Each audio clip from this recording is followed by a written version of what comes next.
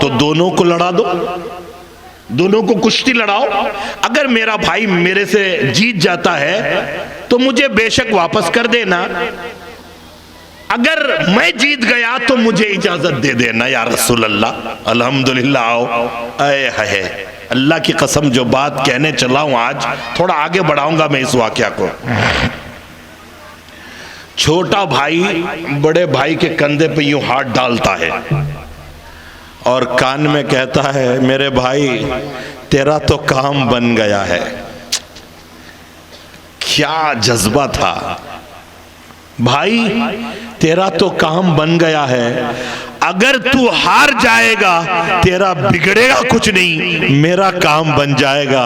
تجھے اللہ کا واسطہ ہے میں لڑ نہیں سکتا تیرے سے، تو خود ہار جا اور مجھے جیت جانے دے تاکہ ماں ہم دونوں کے اوپر فخر کر سکے گی. دونوں یوں لڑنے کی ایکٹنگ کر رہے ہیں. آقا نے فرمایا بھائی لڑ رہے ہو باتیں کر رہے ہو؟ یا رسول اللہ بس تیاری ہو رہی ہے. اب لڑنے کی دونوں ایکٹنگ کرتے کرتے کرتے بڑا بھائی گر جاتا ہے، چھوٹا بھائی سینے کے اوپر چڑھ کے کہتا ہے یا رسول اللہ دیکھا آپ نے میری طاقت؟ اللہ کے نبی مسکراتے ہیں اور کہتے ہیں دیکھا بھی، سنا بھی، سمجھا بھی. بچے میں تیری طاقت کی نہیں تیرے جذبات کی قدر کرتا ہوں، اور یہ لے میری تلوار. ہمارے جماعتی بھائی یہ واقعہ بڑا بیان کرتے ہیں، میں تھوڑا آگے جھلک دیتا ہوں، یہ شاید آپ نے کبھی نہ سنا ہو. اللہ کے نبی نے فرمایا بیٹے یہ لے میری تلوار، اور میری تلوار سے جنگ کے میدان میں تو لڑے گا. اب وہ نبی کی تلوار، ایک تو لمبی تلوار ہے، بچہ چھوٹا ہے، لشکر تو کم عمر ہے، تلوار بڑی ہے، تلوار وزنی بھی ہے، وزن بھی ہے. تو وہ معصوم سا لڑکا نبی کی تلوار لے تو لیتا ہے، نبی نے عطا کر دی. اس تلوار کو وہ لڑکا کبھی یوں لیتا ہے، کبھی یہ کندھے میں رکھتا ہے، کبھی یوں ہی چلتا ہے اور اکڑتا ہوا چلتا ہے کہ میدان جنگ میں ہمیں اجازت مل گئی، اجازت مل گئی. اور میدان جنگ کی طرف، دشمنوں کی طرف وہ لڑکا جا رہا ہے. غالباً حضرت عمر نے دیکھ لیا. حضرت عمر نے کہا اے لڑکے یا ایھا الولد، اے لڑکے کدھر جا رہا ہے، کہاں جا رہا ہے؟ مٹھائی بٹ رہی ہے، جنگ کا میدان ہے یہ، چلو مدینے کی طرف. حضرت ابو بکر نے دیکھ لیا کہ عمر اس بچے کو ڈانٹ رہا ہے. عمر جلال، عمر اس بچے کو ڈانٹ رہا ہے. ابو بکر نے کہا یا عمر لا تمنع، لا تمنع، ارے کیوں ڈانٹ رہا ہے، مت ڈانٹو بھائی وہ بچہ ہے. حضرت عمر نے کہا بھائی میں اندر سے بڑا نرم ہوں، باہر سے سخت ہوں. بچہ کسی کا بھی ہو بچہ ہوتا ہے، کسی کا بچہ ہے یہ ضائع ہو جائے گا، کسی مجاہد کے گھوڑے کے نیچے آ جائے گا، دشمن کے تلوار کے نیچے آ جائے گا، بچہ ضائع ہو جائے گا، اس لیے میں واپس بھیج رہا ہوں. ابو بکر نے فرمایا عمر تو نے اس بچے کو دیکھا ہے؟ ارے بچے کے کندھے میں جو تلوار ہے اس تلوار کو تم نہیں دیکھتے، اس تلوار کو دیکھو. حضرت عمر نے تلوار لی، لا یہ تلوار دیکھ، ارے یہ تو میرے نبی کی تلوار ہے. اے لڑکے کہاں ملی تجھے یہ تلوار، کہاں سے اٹھا لی؟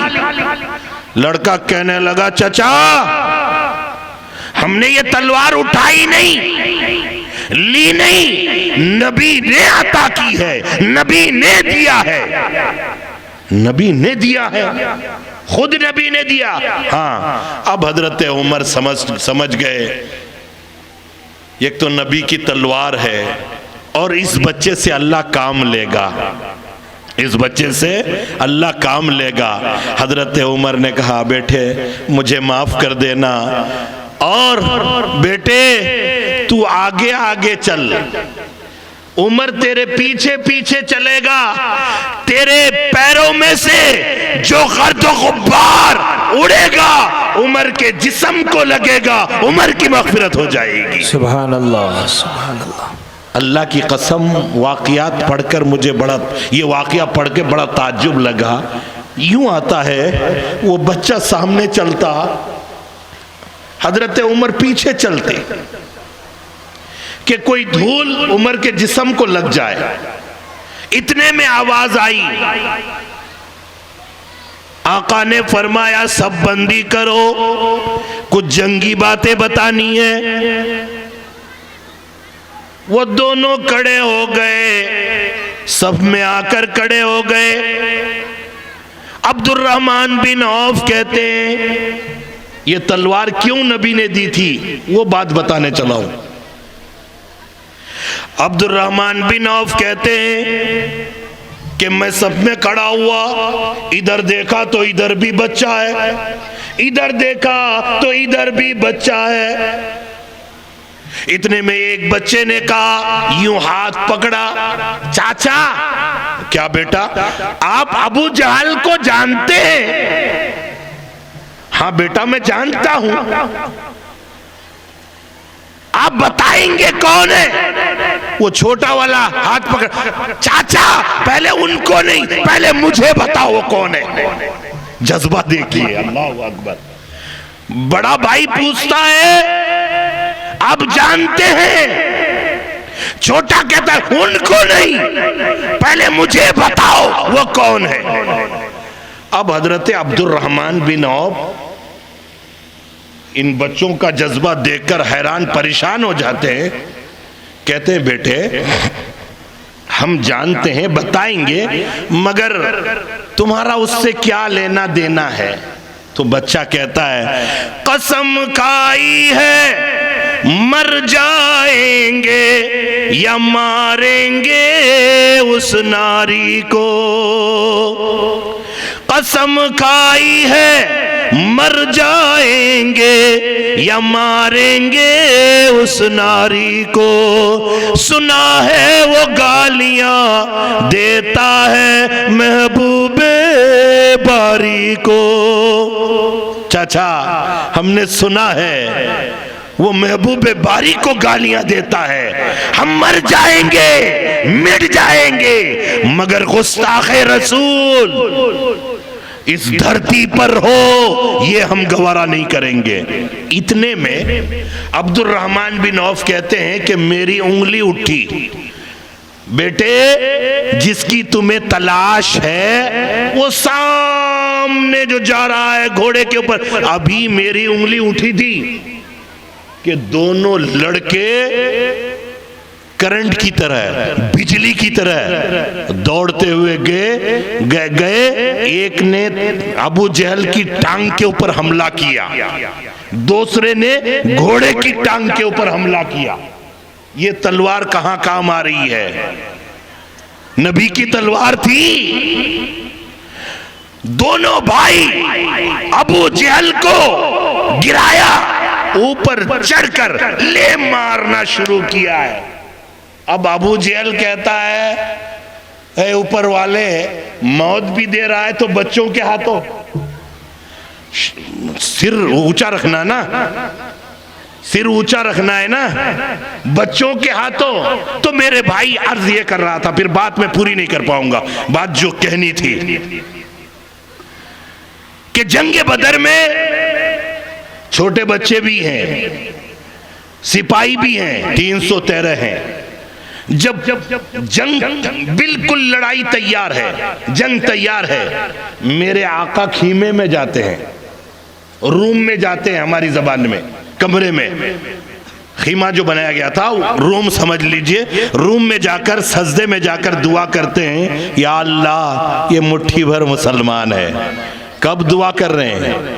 یہاں میں یہی بولنا تھا، دعا کب کر رہے ہیں؟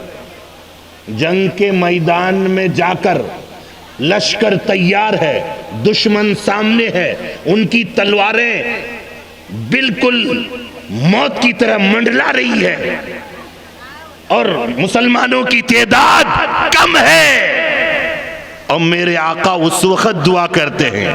چاہتے تو مدینے میں دعا کر سکتے تھے نا، اللہ وہ جو آئے ہیں، آج کا یہ نمرود جو بڑی کرسی میں بیٹھا ہے، آج کا یہ فرعون، آج کا یہ ابو جہل، ہم جو دعا کرتے ہیں نا، نبی بھی دعا کر سکتے تھے، جو مسلمانوں سے لڑنے آئے ہیں، یا اللہ نیست و نابود کر دے. دعا قبول ہوتی، نبی کی دعا تھی، قبول ہونی تھی، کہ کیا ضرورت تھی جنگ میں جانے کی. اللہ کی قسم اگر صرف دعاؤں سے کام بنتا تو میرے آقا جنگوں میں نہیں جاتے، صحابہ کی لاشیں نہیں تڑپتی، صحابہ شہید نہیں ہوتے. کچھ کر تو صحیح، کچھ آگے بڑھ تو صحیح، اپنے اندر اتفاق پیدا کر، مسلمانوں کی محبت پیدا کر.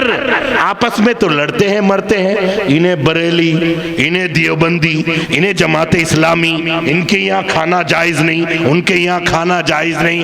میں اپنوں کو بھی اور اپنوں کو بھی، اپنوں کو بھی اور اپنوں کو بھی یہی کہوں گا، یار تو بھی کلمہ پڑھتا ہے، یہ لوگ بھی کلمہ پڑھتے ہیں، سب کلمہ پڑھتے ہیں، پھر لڑائی کیسی؟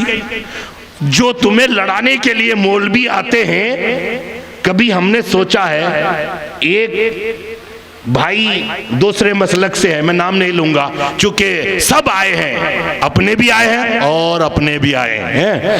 اب یہ ایک بھائی جنازہ تیار ہے تو دوسرے مسلک کے لوگ جا کر رشتہ دار کندھا دیتے ہیں، اگر ہمارا جنازہ ہے تو وہ لوگ بھی آ کر کے کندھا دیتے ہیں. لیکن کوئی بیچ میں حرام خور ملا آ کر کہتا ہے نہیں سلام نہیں کرنا، ان کے یہاں نہیں جانا، ان کے یہاں نہیں کھانا، وہ اپنا پیٹ کے واسطے ایسا کرتا ہے.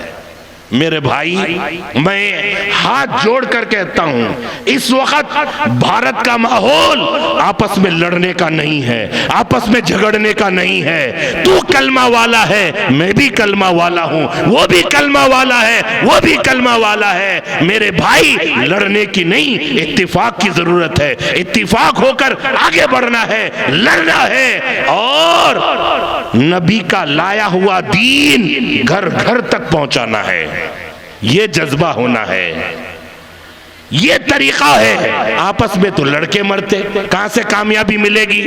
اور بیٹھ کر کے صرف دعا کرتے ہیں اللہ برباد کر دے، اللہ برباد. کہاں برباد ہو رہے ہیں؟ وہ تو آباد ہو رہے ہیں. یہی سے میری بات بنی تھی نا، پہلے آنا ہے میدان میں. اللہ اکبر. تو عرض یہ کر رہا تھا کہ بہت مشکل سے دین ہم تک پہنچا ہے. حضرت بلال کی بات سنا رہا تھا میں، بات اتنی لمبی ہو گئی. حضرت بلال کی بات سنا رہا تھا. حضرت بلال کو جب مارنا شروع کیا، حضرت ابو بکر کا گزر ہوا. کیا بات یاد آئی ہے بھائی، اپنے دامن میں، اپنے دل میں اس کو باندھ لو. حضرت ابو بکر کا گزر ہوا. حضرت ابو بکر بلال کے کان میں آ کر یوں کہنے لگے، بلال تو اللہ کا نام آہستہ لے. کون کہہ رہے ہیں؟ ابو بکر. حضرت بلال رونے لگے اور کہنے لگے، ابو بکر کوئی اور کہتا تو تکلیف نہیں ہوتی، تو تو نبی کا یار ہے، نبی کا دوست ہے، نبی کا سچا عاشق ہے. یار آپ کہہ رہے ہو کہ میں اللہ کا نام آہستہ لوں. ابو بکر نے کہا تو جتنا زور سے اللہ کا نام لیتا ہے یہ اتنا ہی زور سے تجھے مارتا ہے. میری آنکھوں نے دیکھا جب یہ مارتے ہیں تیری زبان باہر آ جاتی ہے، پھر بھی تو اللہ کا نام زور سے لیتا ہے. حضرت بلال کہنے لگے ابو بکر آج تجھے راز کی بات بتاتا ہوں، جب مجھے یہ زور سے مارتے ہیں، میرے قبر کے نیچے کولے اور شولے رکھ دیتے ہیں، تو اس وقت آسمان والا میرا رب یہ کہتا ہے اے بلال تیرا کیا حال ہے؟ میرا حال پوچھنے والا میرا رب ہو، میرا خدا ہو، اور میں اس خدا کا نام آہستہ لے لوں، یہ میں برداشت نہیں کر سکتا، یہ مجھ سے نہیں ہوگا۔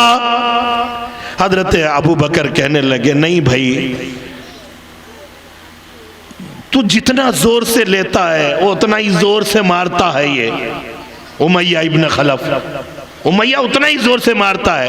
حضرت ابو بکر نبی کے پاس گئے، آقا نامدار صلی اللہ تعالی علیہ وسلم کے پاس جا کر کہنے لگے یا رسول اللہ میں بلال کی حال دیکھ کر آیا ہوں، بلال کی حالت دیکھ کر آیا ہوں، بلال کا حال بڑا برا ہے، اگر آپ کی اجازت ہو تو میں خرید کر آزاد کر دوں؟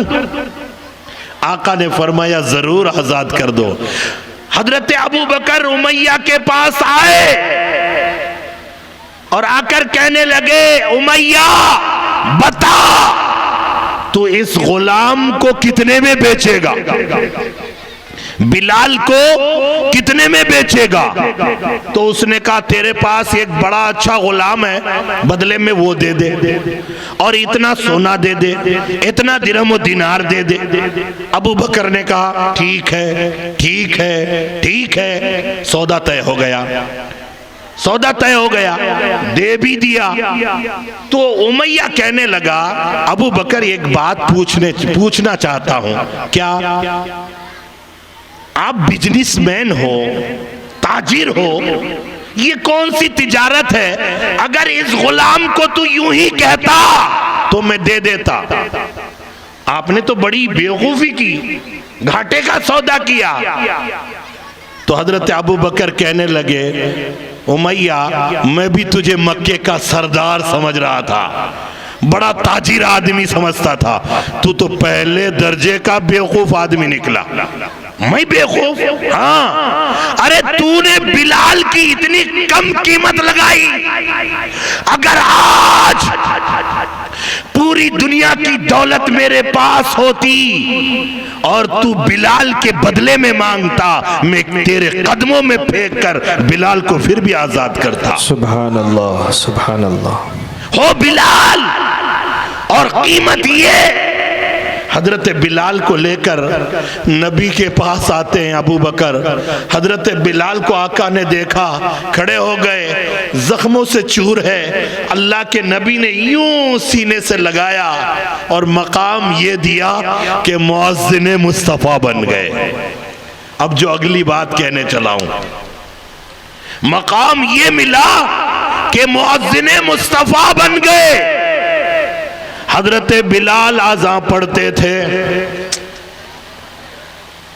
تمام لوگ جھوم جاتے تھے، لیکن وہ صاحب زبان وہ عربی جانتے تھے، تو لوگوں میں آپس میں چیمی گوئیاں شروع ہو گئی کہ بلال جو اذان پڑھتا ہے وہ تو غلط پڑھتا ہے۔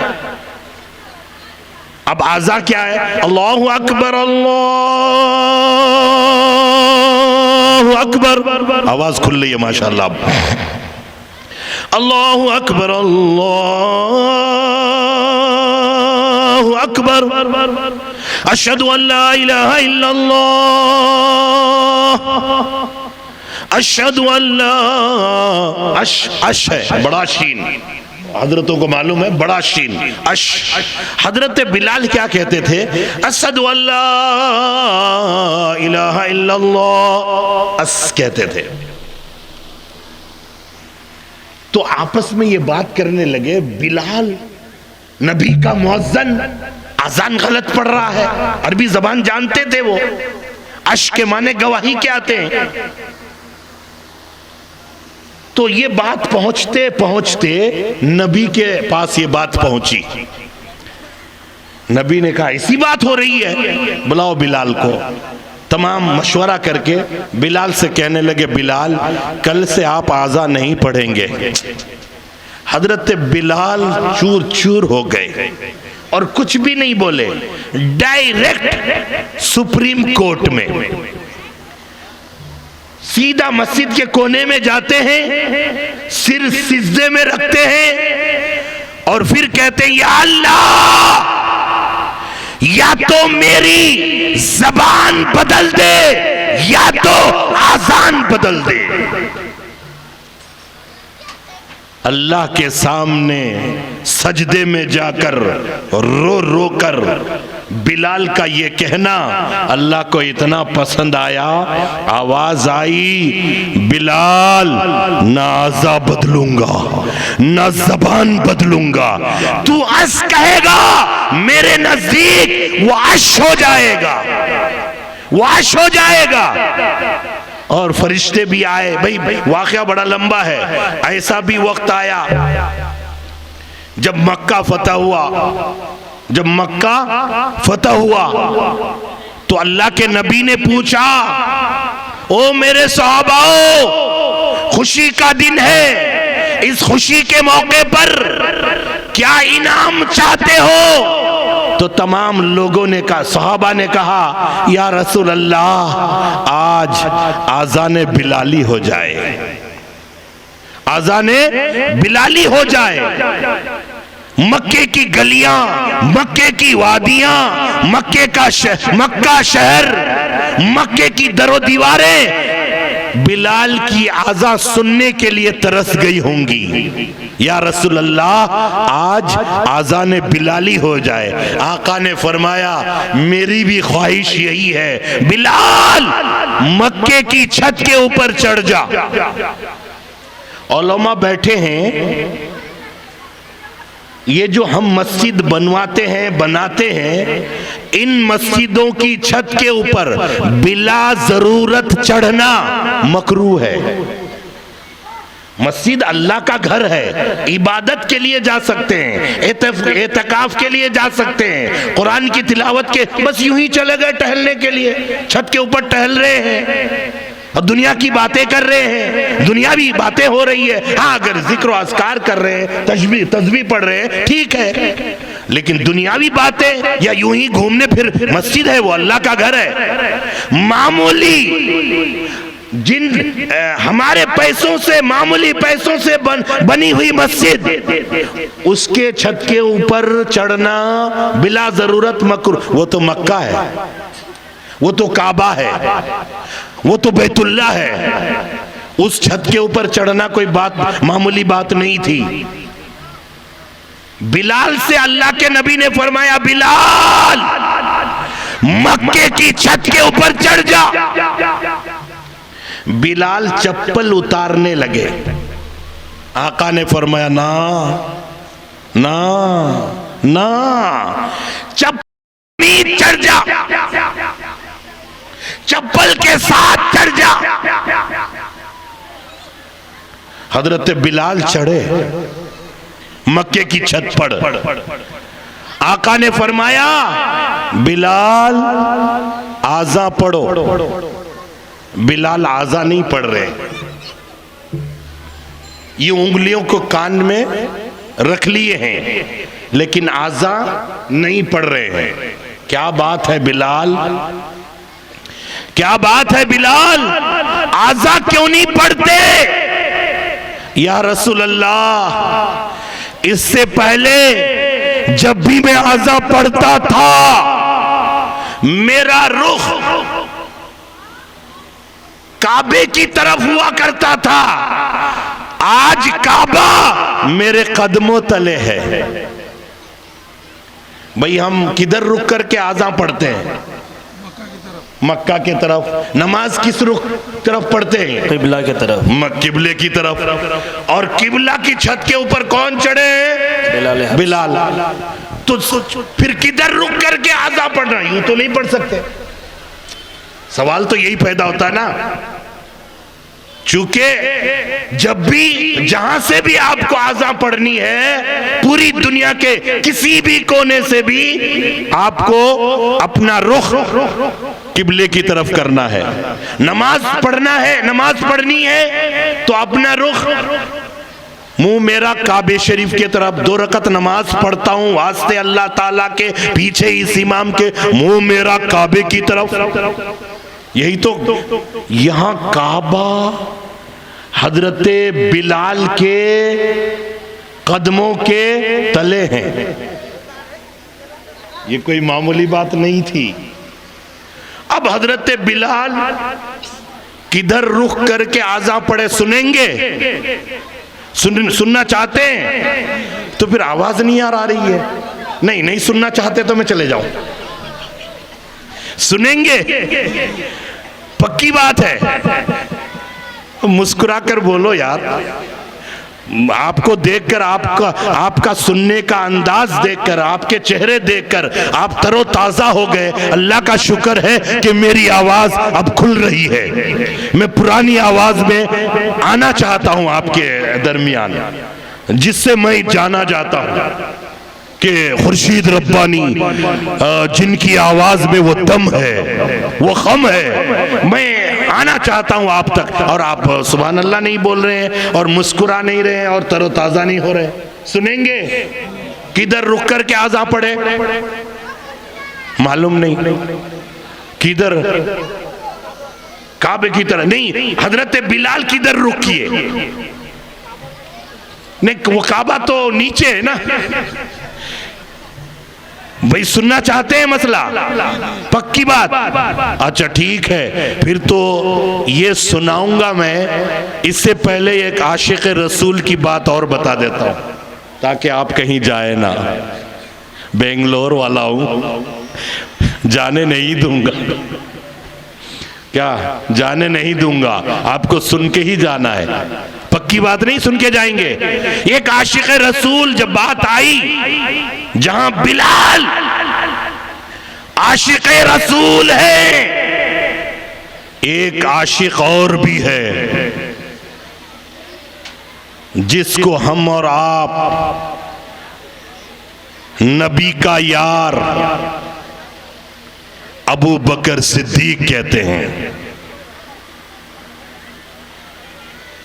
اور یہ وہ ابو بکر صدیق ہے جس نے نبی کی محبت میں اپنا لباس بیچ دیا.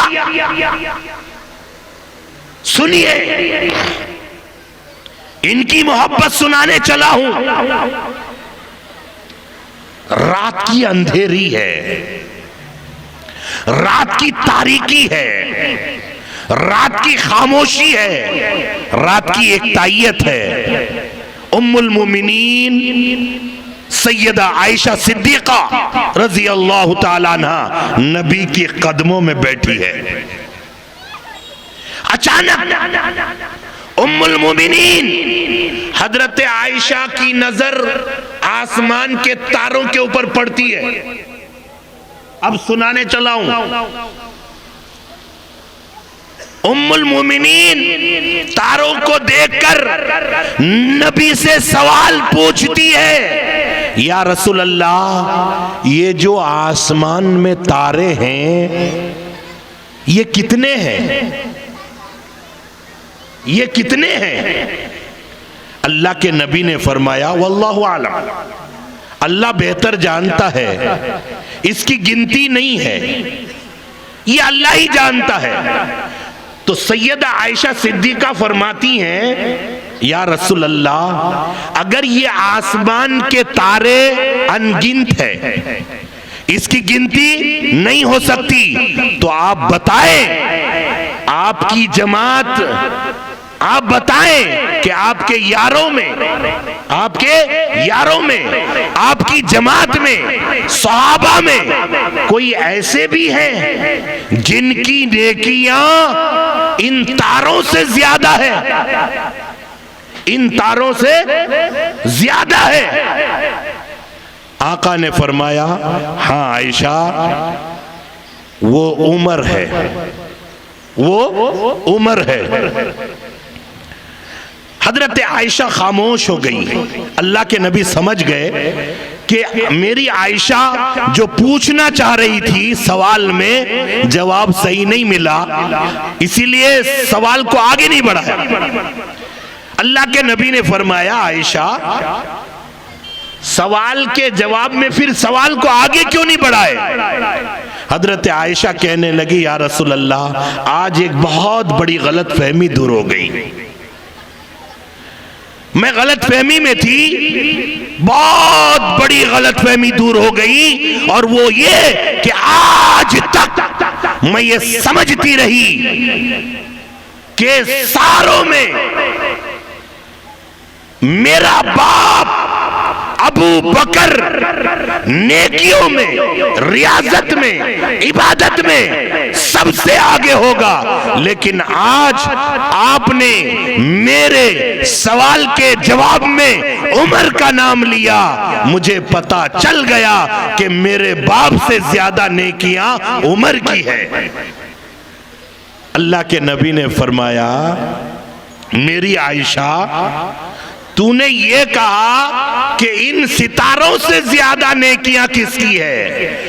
اگر تو یہ کہتی کہ ان ساروں میں صحابہ جتنے بھی ہیں ان ساروں میں سب سے زیادہ نیکیاں کس کی ہے، تو پھر زبان محمد سے سن، لسان محمد سے سن، فرمان محمد سے سن، قول محمد سے سن، قلب محمد سے سن کہ عمر کی ساری زندگی کی نیکیاں ایک طرف اور تیرا باپ ابو بکر کی ایک رات کی نیکی ایک طرف. عمر کی ساری نیکیاں تیرے باپ کی ایک رات کی نیکیوں کا مقابلہ نہیں کر سکتی. سبحان اللہ. یہ بڑی بات تھی. وہ عمر جو کلمہ پڑھے تو فرشتے جھوم اٹھے، وہ عمر جو کلمہ پڑھے تو کعبے کا در کھل جائے. آپ نے بارہا سنا ہوگا عمر کے کلمہ پڑھنے سے ہی کعبے کا در کھلا ہے. عمر کے کلمہ پڑھنے سے نعرے تکبیر لگا ہے. ارے وہ عمر جس کے بارے میں نبی نے یہ کہا ہو لو کان بعدی نبی لکان عمر، کہ میرے بعد اگر کوئی نبی ہوتا عمر ہوتا.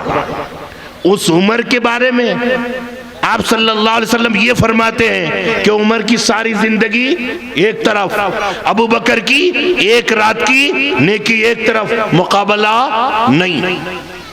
مقابلہ نہیں. آخر وہ کون سی نیکی ہے؟ ارشاد. وہ کون سنیں گے وہ کون سی نیکی ہے؟ جی انشاءاللہ. ماشاءاللہ آپ لوگوں کا بھی موڈ بن رہا ہے. ہجرت کی رات ہے، ہجرت والی رات ہے،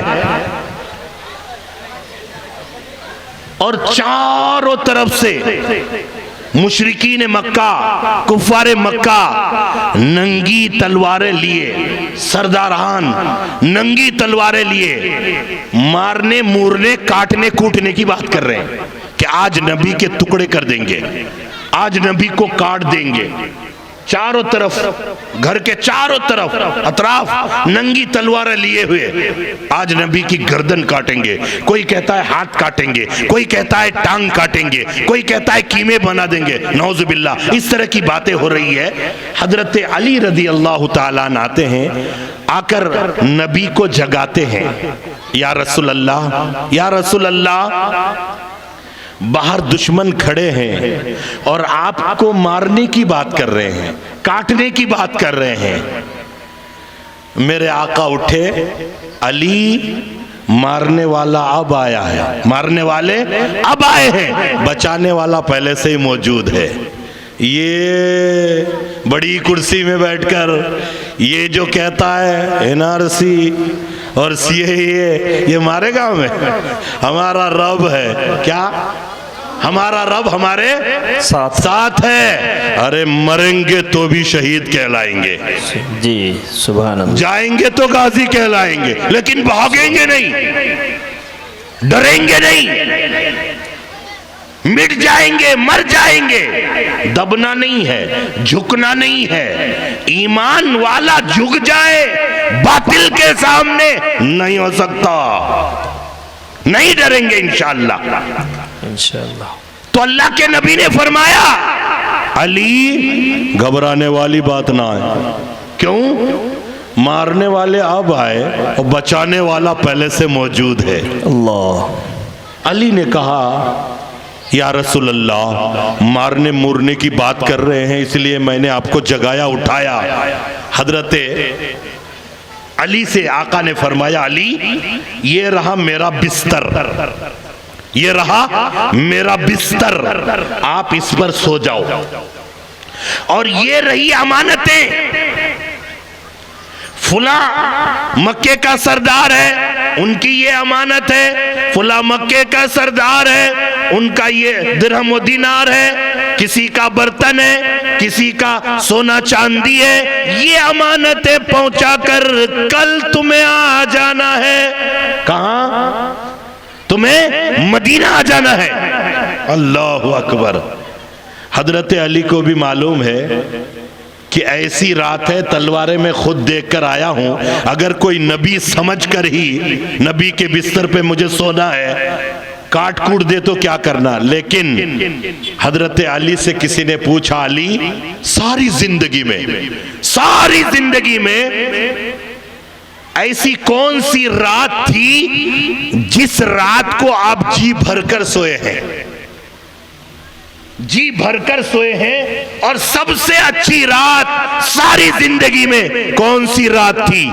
تو حضرت علی نے جواب دیا وہ رات ہجرت کی رات تھی. لوگوں نے پوچھا علی وہ رات تو ڈر والی رات تھی, تلواریں یوں ننگی پھرتی تھی, لے کے پھر رہے تھے, لہرا رہے تھے تلواروں کو, آپ کو نیند کیسے آئی؟ علی تیری ایک ادا پر, ایک جملے پر قربان جاؤں, تیرے ایمان اور تیرے یقین پر قربان ہو جاؤں. حضرت علی نے کہا کہ اس رات کو مجھے اس لیے نیند آئی کہ میرے آقا نے یہ کہا تھا کہ یہ امانتیں کل ان تک پہنچا دینا اور پہنچا کر تمہیں مدینہ آ جانا ہے. مجھے یقین ہو گیا تھا کہ مدینہ پہنچنے سے پہلے مجھے موت نہیں آئے گی, اسی لیے کہ میرے آقا نے کہا ہے مدینہ پہنچنا ہے. میرے آقا کی زبان سے نکلی ہوئی بات تھی. حضرت علی سو گئے, اللہ کے نبی وہاں سے نکلے. بھئی واقعہ بڑا لمبا ہے, میں جھلکیاں دے رہا ہوں. اللہ کے نبی وہاں سے نکلے, کیسے نکلے, کیا پڑھے, وہ ایک لمبی بات ہے. نکلے, ابو جہل اور ان کے چمچے, ابو جہل کے چمچے چھلانگتے ہوئے پھلانگتے ہوئے روم کے اندر داخل ہو گئے, اور نبی کے بستر کے پاس آ کر ابو جہل نے کہا قم یا محمد, قم یا محمد, اے محمد اٹھو, ہم مارنے آئے ہیں, تمہارے ٹکڑے بنانے آئے ہیں. حضرت علی نے چادر ہٹائی, ارے ہم تو محمد سمجھ رہے تھے, یہ تو علی ہے, یہ تو علی ہے. ابو جہل نے پوچھا علی محمد کہاں ہے, محمد کہاں گئے؟ علی نے کہا وہ تو چلے گئے. ابو جہل نے کہا کہاں چلے گئے؟ چونکہ علی تھے, علی جھوٹ نہیں بولتے, علی تکیہ نہیں کرتے, علی کو جھوٹ بھی نہیں بولنا ہے اور محمد کا راز بھی نہیں بتانا ہے. ابو جہل نے کہا کہاں گئے؟ علی نے کہا جہاں جانا تھا. ابو جہل نے کہا کہاں جانا تھا؟ علی نے کہا جہاں چلے گئے, جہاں چلے. تو سوال کو یوں الٹاتے پھراتے رہے اور ابو جہل کو الو کا پٹھا بنا دیا. بعد میں ابو جہل نے کہا ادھر آؤ, ادھر آؤ, ادھر آؤ, میرے پاس آؤ, یہ مر جائے گا, لیکن یہ محمد کا راز نہیں دے گا. آؤ میں تمہیں بتاتا ہوں کہ محمد کہاں گیا ہوگا. اس مکے کی دھرتی پر اگر کوئی سچا یار ہے تو وہ ابو بکر ہے. سبحان اللہ. ابو بکر کے گھر گئے ہوں گے. اللہ کے نبی پہلے ہی پہنچ گئے. اللہ کے نبی نے دستک دیا, ابو بکر نے دروازہ کھولا. اللہ کے نبی کہنے لگے ابو بکر پوچھ تو لیے ہوتے کون ہے, کون ہے؟ ابو بکر تیری محبت پہ قربان. ابو بکر کہنے لگے یا رسول اللہ, یا رسول اللہ, اگر یار کے چلنے کے انداز کو میں نہیں پہچانوں گا تو اور کون پہچانے گا؟ آپ کے چلنے کے انداز کو میں سن لیا تھا کہ آنے والے آپ ہی ہیں، لیکن یا رسول اللہ آپ خود کیوں آئے؟ آپ خود کیوں آئے؟ مجھے بلا لیے ہوتے، کسی کو بھیج دیتے، میں سر کے بل آتا۔ اللہ کے نبی نے فرمایا ابو بکر تجھے معلوم ہونا چاہیے کہ کوئی بھی کام میں اپنے طرف سے نہیں کرتا ہوں جب تک میرا رب نہ کہے۔ میرا رب کا حکم یہ تھا کہ آج میں تیرے در پر آؤں، تیرے در پر آؤں۔ ابو بکر نے کہا یا رسول اللہ حکم کیا ہے میرے لیے؟ اللہ کے نبی نے فرمایا ابو بکر چلنا ہے۔ سیرت کی ساری کتابیں اٹھا کر دیکھ لیجئے، اللہ کے نبی نے کہا چلنا ہے، ابو بکر چل دیے۔ ابو بکر نے یہ نہیں پوچھا کیسے چلنا، کہاں چلنا، راستہ کون سا، چل دیے۔ اب دونوں چلے ہیں، دونوں چلے ہیں۔ جاتے جاتے چونکہ غار ثور کی طرف جا رہے ہیں اور غار ثور کی چڑھائی اتنی لمبی چوڑی ہے، اللہ اکبر، میں خود پہنچا، میں خود گیا، جاتے جاتے کئی گھنٹے لگ گئے۔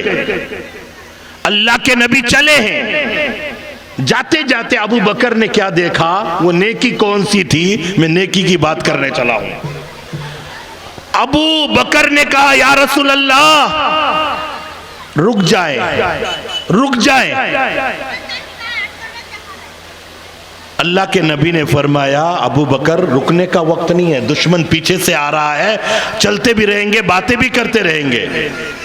ابو بکر نے کہا یا رسول اللہ آپ رک جائیں نہیں تو میری جان نکل جائے گی۔